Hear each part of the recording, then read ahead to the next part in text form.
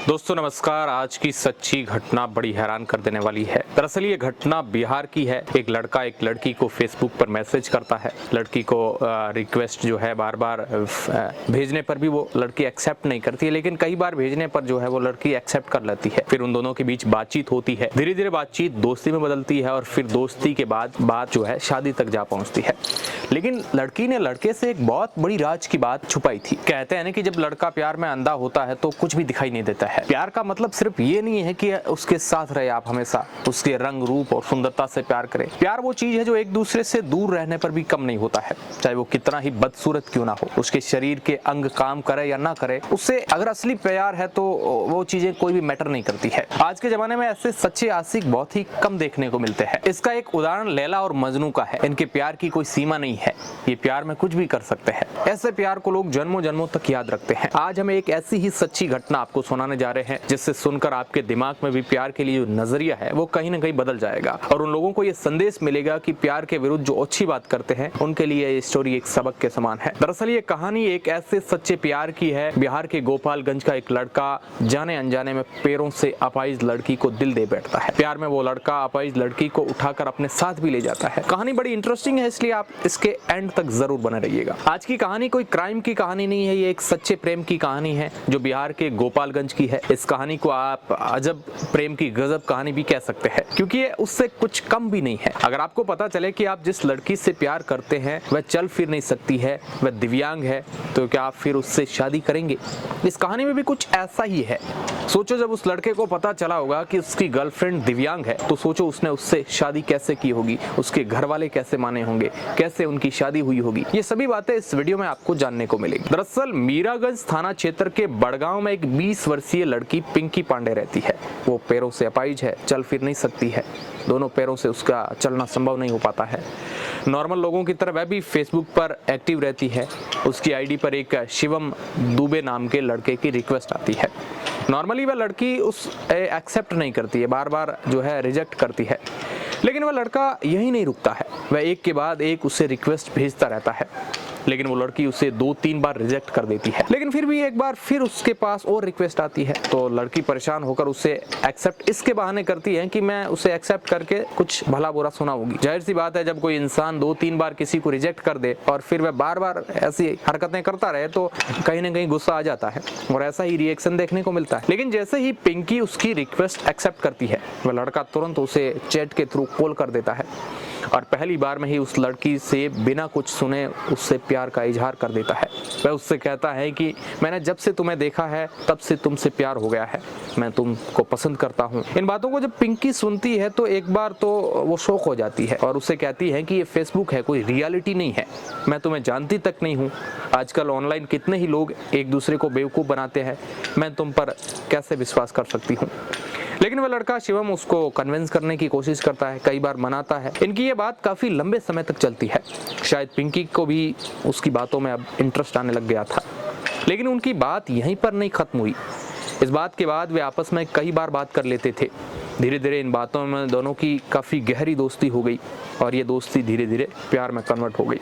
अब ये दोनों अपनी ज़िंदगी के सब सुख दुख आपस में शेयर करने लग गए थे।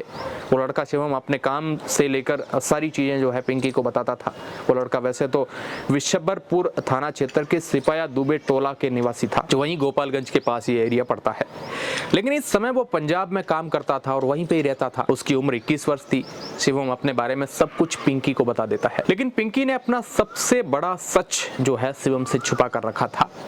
अब इन दोनों की प्यार की बात इतनी आगे बढ़ चुकी थी कि वह लड़का उससे शादी करने को तैयार हो गया था। एक दिन वो लड़का कहता है कि मैं तुमसे शादी करना चाहता हूँ।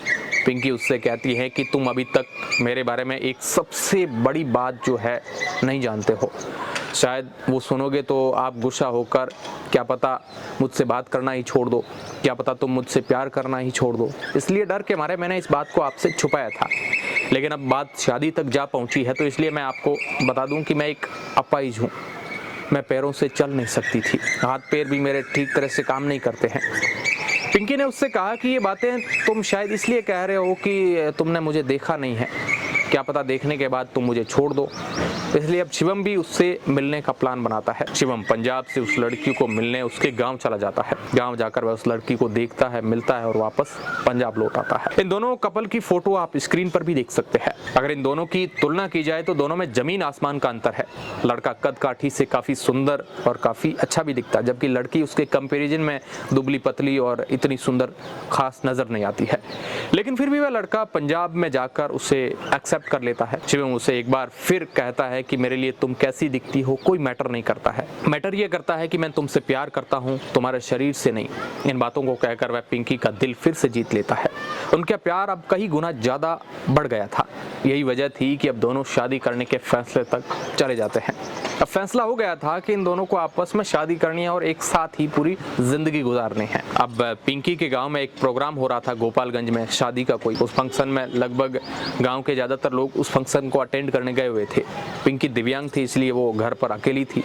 पिंकी के सभी घर वाले शादी में गए हुए थे, लेकिन शादी के पीछे वे दोनों भागने का प्लान बनाते हैं। शिवम उसे घर से ले जाने को तैयार हो जाता है और पिंकी भी तैयार हो जाती है उसके साथ भागने में। शिवम वहां पर एक कार लेकर पहुंचता है और उसे अपनी गोदी में उठाकर वहां से कार में बैठा देता है और उसे वहां से उठाकर वो पंजाब अपने साथ लेकर चला आता है। जब घर वाले आकर देखते हैं तो पिंकी नहीं मिलती है। वे पिंकी को गाँव के हर कोने में जगह जगह ढूंढते हैं, लेकिन कहीं पर भी उसका पता नहीं चलता।